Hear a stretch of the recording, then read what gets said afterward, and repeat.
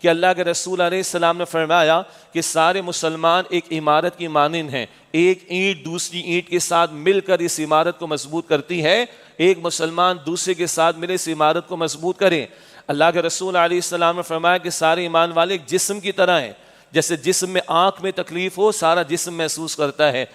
سر میں تکلیف ہو سارا جسم محسوس کرتا ہے۔ یہ امت ایک جسم کی طرح ہے، جسم واحد کی طرح۔ اگر امت کے ایک طبقے میں، گروہ میں، خطے میں، ایک علاقے میں مسلمانوں پر ظلم و ستم ہو تو مسلمانوں کو اس درد کو اپنا درد محسوس کرنا چاہیے، اور اگر ہم محسوس نہیں کر رہے تو اپنے مسلمان ہونے کے دعوے کے بارے میں سوچ لینا چاہیے۔ آئی ریپیٹ اگین،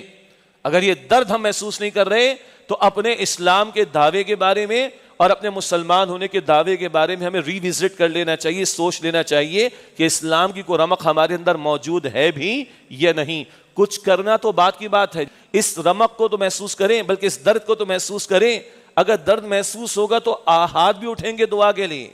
درد محسوس ہوگا تو آواز بھی بلند ہوگی، درد محسوس ہوگا تو ان کے لیے کھڑے ہو جائیں گے، درد محسوس ہوگا تو ان کا مالی تعاون بھی کریں گے، اور اگر درد محسوس ہوگا اور غیرت ہوگی تو پھر اپنے اسلحے کو لے کر بھی ہماری افواج کھڑی ہوں گی، ہمارے مقتدی طبقات بھی کھڑے ہوں گے۔